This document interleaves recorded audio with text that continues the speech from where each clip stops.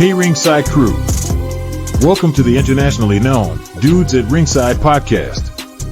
And now here's your host, Joe Panther III. Hello there, wrestling fans.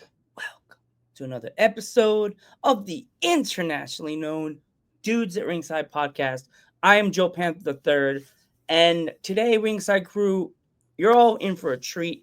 I have a young lady that is absolutely blazing a trail for herself on the independent wrestling scene. She wrestles for a promotion that you may know, and it has part of Dudes at Ringside past. We have existed for 4 years. Let's give a warm Dudes at Ringside welcome to Raeley. Welcome to Dudes at Ringside. Welcome. Hello. How are you, Joe? I'm doing great, and thank you so much for accepting this invite. Glad you answered that awesome Dudes at Ringside message. That my producer, he's such a awesome person to pick awesome talent from the independent wrestling scene. So now we're here, we're in the studios, and if my internationally known audience is not familiar with you, introduce yourself.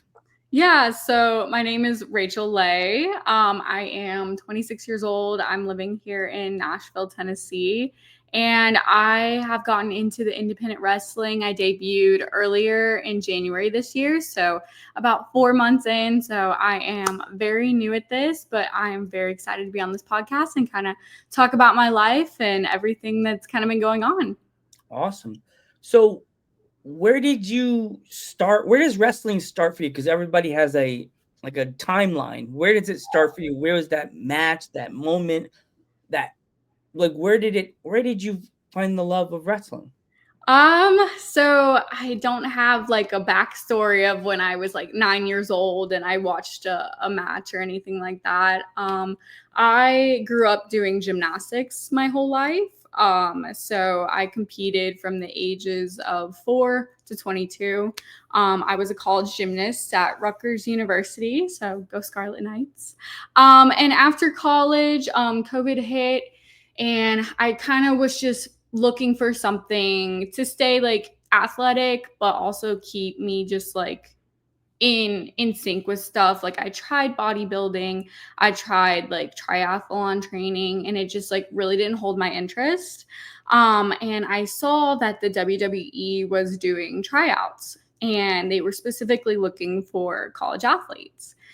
And they were specifically looking for certain sports they like to pick and choose from. They feel like they're going to have the best success with these type of athletes. So they usually look for track, gymnastics, shoot wrestling, and then football. Those are like the main 4 sports that they really go after. And so reached out to WWE Recruit and sent them a message, pretty much said, hey, I was a college athlete, was a gymnast. This is my background. I would be interested if you guys are doing any type of tryouts anytime soon. And the head recruiter for the athletic side reached back out, and he was like, yeah, we're actually doing a tryout SummerSlam in Detroit, and we'd love to fly you out there for the week. All expenses paid. We would do the tryout with 50 other athletes, and you would have the opportunity to gain a contract. And I was like, oh my gosh, this is crazy. I don't know anything about wrestling. So I, for that like next month, I really like put pedal to the metal, tried to learn as much as I could as fast as possible, and went to the tryout not really knowing much. They wouldn't really tell us what we were getting into. They wanted to leave it a surprise. They wanted to see if they could make or break us in a sense. And absolutely just fell in love with the process while I was there. Unfortunately, didn't get a contract right away. But I realized that it was something that I wanted to pursue. And so I found a gym here outside of Nashville, an academy that I've been training at, and been training for about a year now at this point. And I had my debut in January. So that's kind of how I got into wrestling. It's a little different than most indie wrestlers. And when I tell them I was a college athlete, they're like, oh, the NIL route.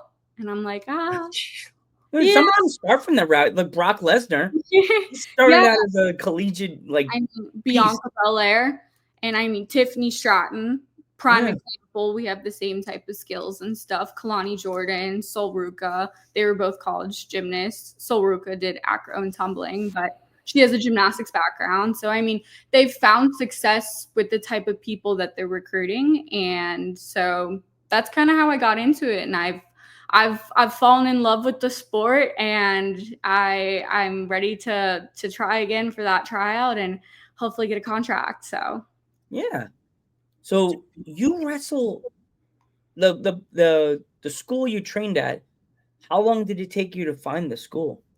So after I was told that I didn't get like a contract from the tryout, I was like, there's no way I can find a school like around here. Nashville's it's a big little city, but I was like, this is such a niche type of thing. And at the time, I didn't know that there's so many like WWE main rosters that live in Nashville, like Sheamus and Drew. Mickey James has a house here, Jet Jarrett. I didn't know. And I was actually at my gym talking to my boxing coach. And I was like, yeah, like, I think I really want to give this a shot, but I don't even know where to start. And he was like, oh, one of the guys at the gym here, he actually trains at an academy. Let me introduce you to him. And so I met Brandon Davis, and he brought me to the school, introduced me to the owner there, and I started training at FXE Academy here in Henderson, Tennessee. And yeah, that's kind of how I got started into it. Awesome. Now let's go into it. Like, we also wrestle for a promotion that, dudes, I said before as the intro, we're very familiar with OVW. Yeah. So what is it like to work under a person like Al Snow? It's honestly been great. I have been wrestling at OVW for about 2 months now. I had my third ever match on OVW, and it was obviously like a live taping with a TV audience and all of that stuff. It was purely by accident, which is the craziest story. My friend, Brandon Davis, who I train at the academy with, he was having his debut on OVW, and he drives an electric car, and it wouldn't have made the distance to Louisville and back. It's about 2.5 hours. And I was at that time, transitioning jobs. So I had like that 2-week off period where I wasn't really doing anything. And I was like, hey, why don't we just drive my car up there? I'd love to watch you debut. Didn't really think much of it. He was like, okay, cool, I'll pay for gas. And so we drove up to Louisville. He went and introduced himself to Al and the whole crew in there. And he brought me in. I shook his hand, said hi, didn't really think much of it. And then about like 20 minutes later, Brandon came out and he was like, do you have your gear? And I was like, my gear? Yeah, it's in the trunk of my car. And he was like, Al Snow wants to talk to you. And I was like, okay. So I walked back into the creative office, and Al was like, do you want an opportunity? And I was like, today? And he was like, yes, today. And I was like, yes, please. And he was like, okay, how many matches have you done? And he was like, don't lie to me. And I was like, 2. And he was like, okay, let's do it. Put me with Leela Feist. She's based out of Indiana, and had my third ever match on OVW, and I've been going back ever since. They wanted me to come back. They see the potential. So yeah, I've been wrestling with them for about 2 months now. I did my first pay-per-view about a month ago, and got to win that. So that was amazing. But it's definitely been like awesome learning under that staff, being able to work with a bunch of different girls, and just being able to train in that environment and get to do weekly shows to get reps in. It's definitely been a boost in my confidence since I am like so early into the game. I also noticed you wrestled another Dudes at Ringside alum, J-Rod. What is it wrestle? Is it like to wrestle someone that's so like, you're an athlete. You're of course have to be super athletic to be in wrestling, but she's just like, well, she's like running into a brick wall. You know what I mean? Athlete, yeah. I met J-Rod before I even debuted. I met her at a WWE Extra like event. We were both working, I think it was SmackDown in Nashville, and introduced myself to her there. And I was like, we both live in Nashville, so we're probably going to end up having a match together at some point once I debut. And about 2 months in, I wrestled her at CCW. They have a show here once a month in Nashville. So it was great. She is a powerhouse, and we were both able to showcase like what we're good at, because she's like 5 inches taller than me, and she's just built. So like she could hold me, she could take whatever I was giving her, and then like she could also like again hold me, so she could throw me and make herself look good on her end. So it was definitely a really good match, and I see her weekly at OVW, so yeah, she's great. Yeah, when you see her, tell her Joe Panther III says hi, and all the best to her in her career and stuff like that. I have nothing but respect for her and everybody on the roster for OVW. You guys always bring down the house. And like I live in Pennsylvania, and I remember hearing about OVW from Al, and then I get a chance to watch the wrestlers. Yeah. Did you watch that series before you walked into the doors of OVW or not yet? No. So I after that first day, I went home and I like binge watched it before the next Thursday, so that I was like up to date with like everyone's names and everything in that sense. So I know everything about that show now. And it's so crazy because there's some wrestlers that were in the background that weren't there, and they're not there anymore. They were actually Dudes at Ringside alums as well. Yeah. That were there. There's one female wrestler that left the business. I don't know why. Something happened. I don't know if I don't want to go into it. The other one doesn't really talk to Dudes at Ringside anymore. She was there, but she's somewhere in the South, and all the best to her. But like, is there any other place in the United States that you want to wrestle that you haven't put on the dartboard yet? I need to get more reps, but I do want to wrestle for Dreamwave at some point. I know they have a really reputable promotion. I do want to wrestle at GCW. They also have a lot of high talent there, and I think just like it would not only boost them but boost myself in a sense, just working with them. But yeah, I mean, I'm open to like any opportunities at this point, just because I am so new. It is hard to get on promotions because I don't have like the years of credibility that maybe some other females do. But you know, I'm able to get on some shows here and there, and then definitely working on OVW has helped a lot. So you said GCW, right? Yes. Like I say that immediately, my skin starts to crawl, and I start going, "Ow, mommy, band-aids!" Like, would you ever go that far and do like a death match, or is like that's not your bag?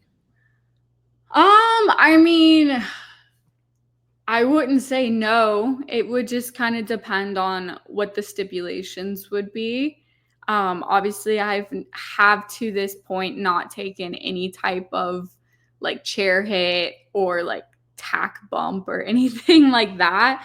But I mean, like, as long as everyone is safe, like I'm safe and my partner's safe, like I know that it's not going to be anything too damaging. So I would be down for it. I also noticed your outfit's really like, it has like the colors, the pink and the blues and the whites. Like, what went into that idea for that gear? So all of my gear has been inspired by like Harry Styles and Sabrina Carpenter. I'm a big fan of both of those artists, and I wanted something like happy, cutesy, but trying to make it like as original as possible, which is very hard since there's so many different wrestlers with so many different outfits, and the girls on the main roster are coming out with new fits every week. So trying to find something that hasn't been done yet and kind of incorporate it into my own. So that's kind of where the gear kind of came from. Awesome. So like the week of a show, what is your normal like schedule like with like training and like everything going on? Do you connect with the wrestler you're supposed to wrestle with the week of the show, or do you try to do it like the day before the show? How does your whole schedule work leading up to a show? I would say for OVW, we know who we're wrestling a couple days beforehand.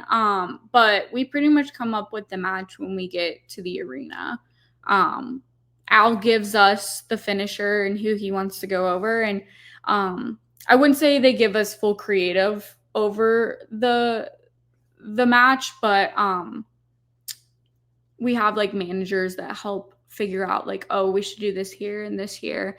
And I'm still learning like how to put matches together at this point. So I really rely on like the other girls and their mentorship. And but as far as like, we all know each other on the OVW roster now, and we kind of know what each other does. So it isn't too difficult to put together matches, and TV matches are a lot shorter than like a typical indie show. So as far as like an indie show on the weekends, I try and reach out to whoever I'm wrestling once I find out who they are, and kind of just send them videos of what I do, ask for stuff that they do and what they're comfortable giving and taking, and then we kind of just go from there. Awesome. So, I know every wrestler has like a different meal regimen. What is your normal meal regimen like daily? Like, almost everybody has like chicken, or they eat rice or chicken and rice. Like, what is your normal intake food like? I wouldn't say I have a diet. I just kind of, I work out enough to make sure I can eat whatever I want. But I always make sure that I have a Dr. Pepper. So there has to be a Dr. Pepper. Not every meal. That sounds really bad, but at least I have to have a daily Dr. Pepper at one point during the day. Like, what do you like the day of a show? Do you have to like? And most people I know eat a granola bar. Oh, I eat whatever. Okay. I know wrestlers that can't eat a regular. Some people, yeah, they're like, oh, I get bloated. I'm like, well, I've had abs since I was 12 years old. So if one meal is going to make them go away, then that's on me. there goes your whole diet. Darn it. I know. So if I'm hungry, I'm going to eat. I don't really, but I get it. Some people do bloat, and guys and girls. So I totally get it. But if I'm hungry, we stop at Buc-ee's. There's a Buc-ee's on the ride. We love Buc-ee's here on Dudes at Ringside. We love it. If you saw the intro, you know, you see the little. Did you see it toward the end of the intro? Yes, I did. The snippet. I actually had a Buc-ee's shirt on earlier, but could have been Buc-ee's could have made another sneak peek on the podcast. Part 2. Part 2. Stay tuned for part 2, guys. Stay tuned for part 2. So there's on the way to OVW, there's a Buc-ee's. So we have a little carpool of Nashville people, and we always stop there, get food, fill up gas, and then drive. I can't tell you how many times back in the day wrestlers would literally just like binge talk about Buc-ee's on this podcast. Like, what is your go-to snack or like meal at the Buc-ee's that you always have to grab? I like the Club Melt because it has cheese and sauce on it. I mean, the pulled pork is good, but I feel like it's just meat and bread. But I don't know. And I like they have like chicken fajitas and like little burritos and stuff, like steak burritos. I like those too. I'm so jealous of you guys in the I would say South. Can I say South? Is that right? Yeah.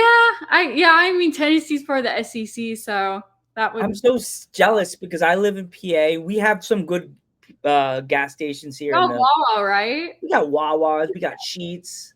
We got Wawa. You can just go up and push. Get yourself a nice Philly cheesesteak on a hero roll. We would always do that in college because I went to school in Jersey, and there was a Wawa. Jersey. She said it. Everybody, you heard that? Didn't say Jersey. She said Jersey. I know. I lost my southern accent when I went up north for school, but we would always go to Wawa because it was right next to our apartment. So it'd be like 2 a.m. We'd be like, we each have a jealous thing. It's okay. Like here we go. I've been trying to get this segment back to the show. It's called We Listen and before we go, we have a segment. It's called We Listen and We Don't Judge. Okay. My listen and my don't judge is always kind of goofy. When you're waiting to go to the bathroom and you look and see somebody that you want to talk to, you walk away, walk back, and you miss your spot to go to the bathroom, say you have to wait all the way to the end of the line. We listen and we don't judge. Don't walk away from the line, Joe. Okay, what is your listen and you don't judge? Listen and we don't judge.